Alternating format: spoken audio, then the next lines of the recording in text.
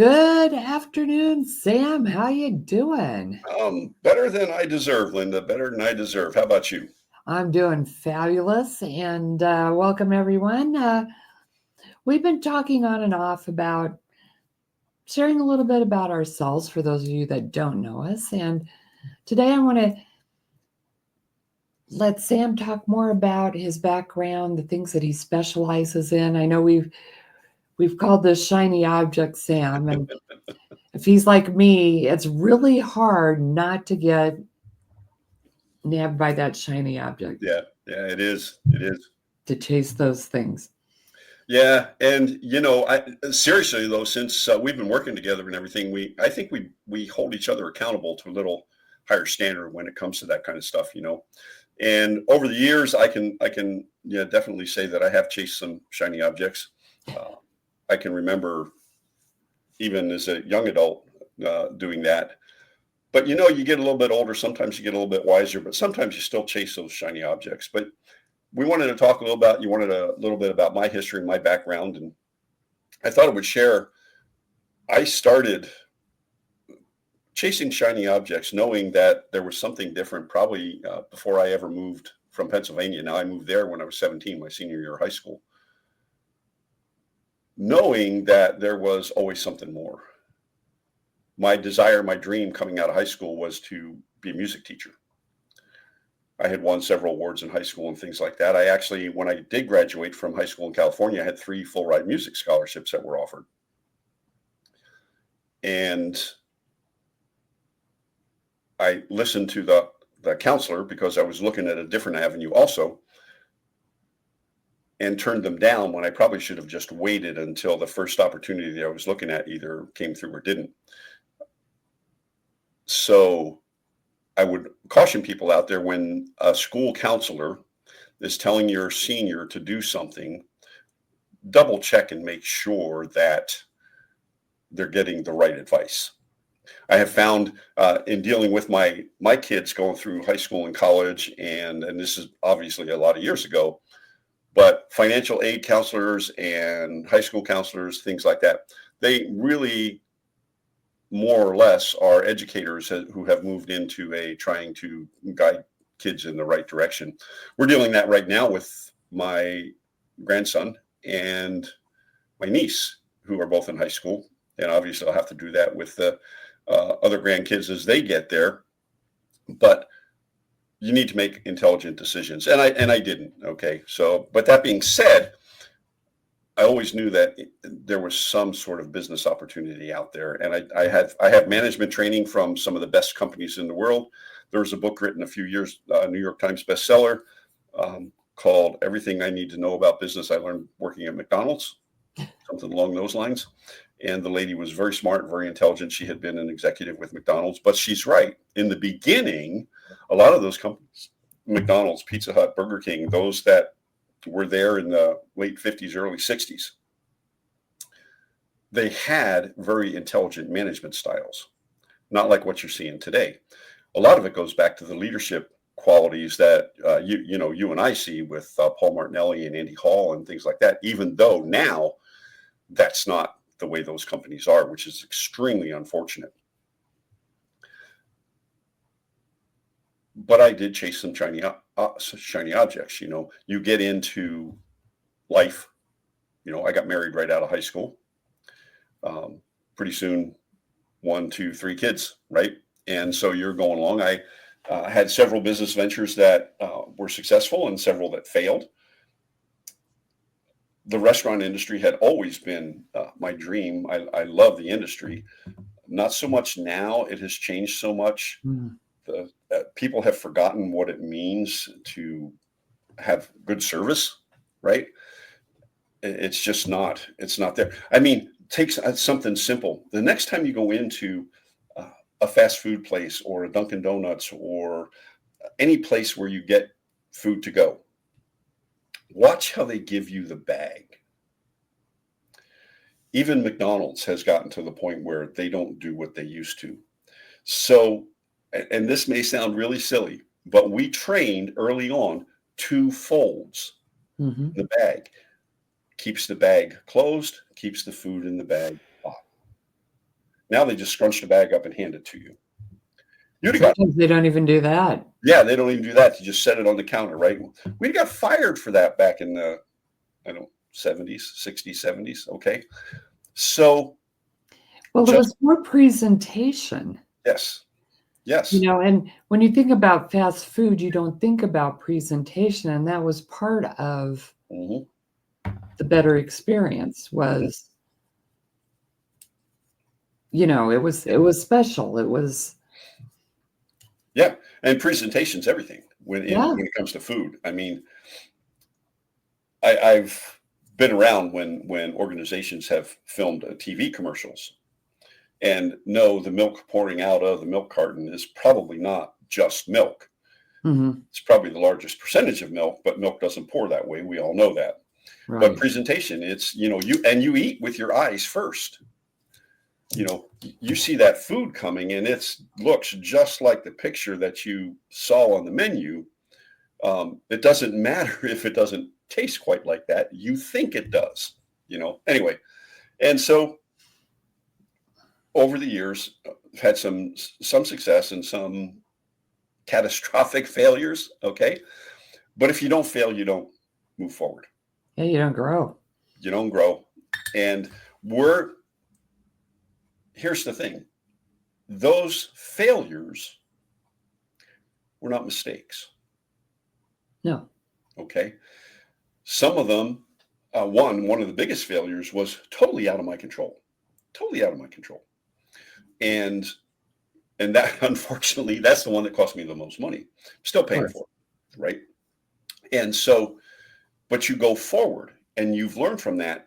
And my wife and I have rehashed that. What did we do wrong? And even talking to some business consultants, some people we know and things like that, they're like, nothing, right? That the reason for the failure was totally out of your control. So, and all that money gone, right? Mhm. So a lot of people who were involved in that business that lost money just gave up. But you can't. You have to keep going forward. You have to keep pressing on. What we're doing today, I know we're supposed to be doing this. We Course. know we have been called. We have a marching order to do what we're doing. Somebody out there needs to hear what we have to say each and every week. Last week was Lindsay, wasn't it, in Yeah. the Walk to End Alzheimer's? Right. How important that is. I know that I have two of the 4 markers I have. Does that mean I'm going to get dementia, that I'm going to get Alzheimer's? No, because there's not enough research, and then there's not enough research for the medications, for the things to prevent it or to slow it down or whatever. My mom had Alzheimer's, and it drastically affected our family. And I think everybody has been touched by it one way or another. And if not, you will be. So that was very, very important. We had 2 sessions with her, and very, very important that people get that message. Mhm. And to go on and Walk to End Alzheimer's, look for that Alzheimer's walk in your area. They'll be coming up soon. A lot of them, I'm sure, not in Florida, but probably in Florida, it's in the fall. I have not had the opportunity to look, but my guess it's going to be I September. guess it's going to be like October, maybe. Yeah, we'd rather walk in a hurricane than we would to walk in 90-degree plus 100% humidity. So, I don't blame you. yeah. And so, but the path now is different. Mhm. Am I older and wiser? I'm older. So the wisest decision I've made in the last few years was to be involved with Paul Martinelli, Andy Hall, Michael Schultz, Jan DeGallier, and all those folks that we're involved with, Mhm. and the collaboration that we have. Probably the smartest things that I have done in the last few years. But the Me too. desire to get out there and to teach people the things that we know, to coach people the ways of business, the ways of relationships. We both do DISC, Mhm. and to be able to see when the light comes on in various people. I was in a mastermind the other day, and while I probably won't go back to that particular one just because they're all geeks. They're all computer geeks, and it is more of a computer geek mastermind than it is for what we do. However, in all of them still have to sell, right? And so one of the things that we know is that if you can identify a person's disc style, relationship style, you have a better opportunity to close that sale because you know how to talk to them. Right. And then that's not manipulation. It's not manipulation. It's not underhand. It's just recognizing the best place to meet them. Yes. And using the language and terminology and tonality that they understand best and they're most comfortable with. Right. And if you've gotten a lead from something that you've put out there, then they're interested. Right. But if you don't know how to approach them or talk to them, you can lose that in 4 seconds. 4 seconds. Dr. Rick says. Dr. Rick is always, that first 4 seconds. That first 4 seconds. Yeah. It's absolute. Yeah. Yeah. You know, he is my shiny object syndrome Achilles heel. Now, when we talk about the shiny object,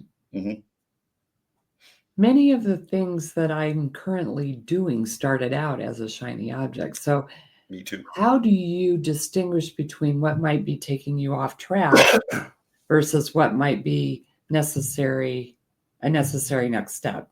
Right.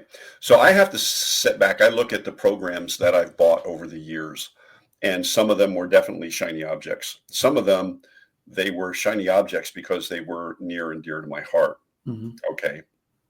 Now, this topic that I'm going to mention is probably going to upset some people, but it's because they don't understand what it really is. And that is, Paul offered a diversity, equity, and inclusion training. So the biggest problem with that in today's idea of it is that it was all taken wrong. It was pushed in a manner that it was not intended. So I can proudly say in all of my management experience, all the time, the thousands of people I've hired, fired, unfortunately, trained, and worked with over the years, never had a discrimination suit filed against me, never had a harassment suit filed against me, because I treated people fairly. That's what diversity, equity, inclusion means. It's about treating people fair. It is about earning the seat at the table. It is about when you have earned the seat at the table that you are included in the conversation. Whereas the way it's been pushed in many of our institutions and things like that, that's not the case. So I jumped on that because it was something that was dear to me. I want to be treated fairly, and I want to treat people fairly in the workplace.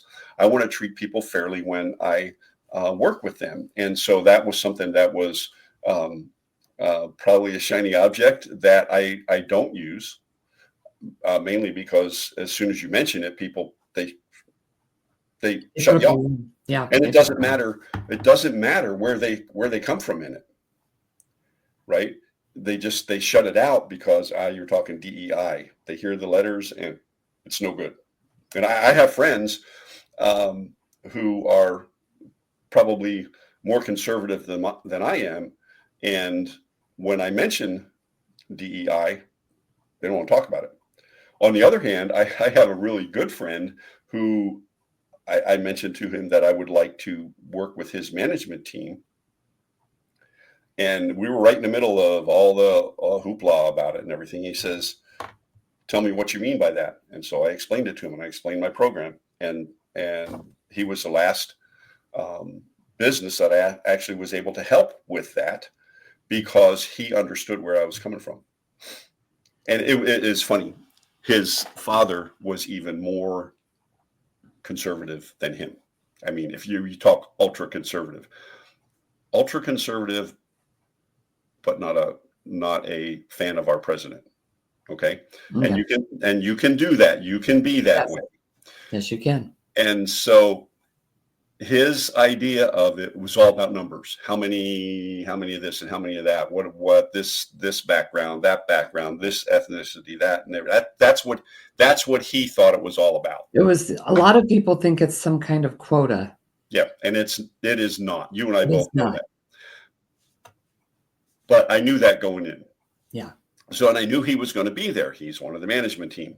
So I developed this big, long formula about with different everything from age to gender to ethnicity to being Irish and all this kind of stuff. And that was my formula to start the presentation. And I saw the look on his face, and I saw the look on my friends. My friend it was everything he could do to keep from falling out of his chair. And so I had that up there, and I said, well, this is the formula that we use. And then the next slide was to get Vic to laugh, because that was his name. And so he realized that, okay, this is not going to be about numbers. And so, and we had a really great discussion. We also had a very